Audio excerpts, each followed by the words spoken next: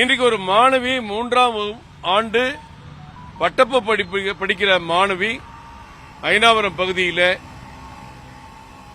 ஒருவர் இருவர் என்று சொல்லி 7 பேரால் பாலியல் துன்புறுத்தலுக்கு ஆளாக்கப்பட்டு அவரை ஏமாற்றி ஒரு மனநலம் குன்றிய ஒரு மாணவியை ஏமாற்றி அந்த அன்பு பிள்ளையை சீரழித்த கொடுமை இன்றைக்கு தமிழகத்தில் நடைபெற்றிருக்கிறது. இதை பற்றி யாரும் முதலமைச்சர் உட்பட ஒருத்தர் கூட வாய் திறப்பது இல்லை. கூட்டணி கட்சிகள் எல்லாம் வாய் திறப்பதே கிடையாது. யாரோ ஒரு மகா விஷ்ணுன்னு கடந்த காலம் இந்த காலம்னு ஒரு பள்ளிக்கூடத்தில் பேசினார்.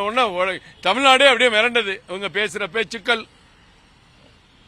உடனே கல்வித்துறை அமைச்சர் போய் இது எங்க பள்ளிக்கூடம், நீ யாரு, எப்படி உள்ள வந்தான்னு அங்க பெரிய தாதா மாதிரி பேசுறதெல்லாம் நம்ம பார்த்தோம். ஏன் பள்ளிக்கூடம், இங்க எப்படி வந்த? இன்றைக்கு ஒரு மாணவி 3ஆம் ஆண்டு மாணவி இத்தனை பேரால் சீரழிக்கப்பட்டிருக்கிறார். ஒருவர் வாய் திறக்கவில்லை. அந்த கல்லூரி நடத்தக்கூடியவர்கள், கல்லூரியுடைய முதல்வர் என்ன சொல்கிறார், உடன் படித்த மாணவிகள் என்ன சொல்கிறார்கள்? ஒரு மனம் நலம் குறைந்த ஒரு குழந்தையை 3 ஆண்டுகள் தொடர்ந்து பட்டப்படிப்பு படிக்க வைக்க வேண்டும் என்று அந்த குடும்பம் விரும்பினால் அந்த குழந்தையினுடைய வாழ்க்கையில் ஒரு மாற்றம் வர வேண்டும். அவருடைய வாழ்க்கையில் ஒரு புதித ஒரு சூழ்நிலை உருவாகி தனக்கு இருக்கிற குறை கூட தெரியாமல் இந்த சமூகத்திலே வாழ அவள் கற்றுக்கொள்ள வேண்டும் என்ற நல்ல எண்ணத்தில் தான் ஒரு தந்தை தாயில்லாத அந்த பெண்ணை வளர்த்திருப்பார். இந்த கொடுமைகள் அந்த குடும்பத்தை எந்த அளவிற்கு பாதித்திருக்கும்?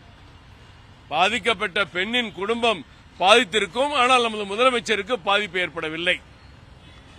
அவரோடு இருக்கிற கூட்டணி கட்சி தலைவர்களுக்கு பாதிப்பு ஏற்படவில்லை. இதேபோன்று கேரளாவிலே ஒரு சம்பவம். எல்லா குற்றவாளிகளுக்கும் 25 ஆண்டு காலம் 30 ஆண்டு காலம் தண்டனை. தருமபுரியிலிருந்து ஒரு சகோதரி நம் தமிழ்நாட்டைச் சேர்ந்தவர் கேரளாவிலே விவசாய பணிக்கு சென்றிருக்கவர் இதுபோன்று பாதிக்கப்பட்ட பொழுது அங்கே அத்தனை பேருக்குமே 30 ஆண்டுகள் கடுங்காவல் தண்டனை கொடுக்கப்பட்டது. ஆனால் இங்கே நாங்கள் விசாரித்து எச்சரித்து அனுப்பினோம் என்ற ஒரு மிக ஒரு மோசமான சூழ்நிலை. ஒரு பெண் பாதிக்கப்பட்டால் என்று தெரிந்திருந்தும் மத்திய அரசு, பாரத பிரதமர் மோடியின் அரசு உச்சகட்ட போக்சோ சட்டத்தை கொண்டு வந்து இதுபோன்ற பெண்கள் பாதிக்கப்பட்ட பொழுது அவர்களுக்கு தகுந்த ஒரு சட்ட வடிவிலான தீர்வை கொடுக்க வேண்டும், நம்பிக்கை தர வேண்டும் என்று போக்சோ சட்டத்தை கொண்டு வந்தார்கள். அதையெல்லாம் தெரிந்த காவல்துறை மன்னித்து வீட்டுக்கு அனுப்புறது. இதைதான் எங்க மாநிலத்திலும் அண்ணாமலை கேட்டார்.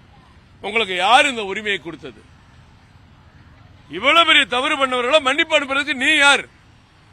இப்ப எங்க தலைவருடைய எச்சரிக்கைக்கு பிறகு 2 பேர் கைது செய்யப்பட்டிருக்கிறார்கள். 5 பேரை 4 தனிப்படை தேடுகிறதா. இதைத்தான் இந்த கடிதத்தில் எங்க தலைவர் கொடுத்த கடிதத்தை டிஜிபி அவர்களிடம் கொடுத்திருக்கிறோம். சட்டப்படி அவர்கள் மீது கடுமையான தண்டனை பெற்றுக் கொடுக்க கையில் இது யாரெல்லாம் தொடர்பு இருந்தாங்களோ யாரையும் விடக்கூடாது. எந்தெந்த லாட்ஜுக்கு கூட்டிட்டு போனாங்களோ அந்த லாட்ஜுக்காரன் விடக்கூடாது. யாருக்கு உடந்தையா இருந்தாங்க, எந்த ஆட்டோக்காரங்க ஓட்டு போன எல்லாரையும் பிடிச்சாதான் இது போன்ற அப்பாவி சகோதரிகள், குழந்தைகள், பெண் குழந்தைகள் பாதிக்கப்பட மாட்டார்கள். பெற்றோர்கள் கொஞ்சம் பயமில்லாம வாழலாம்.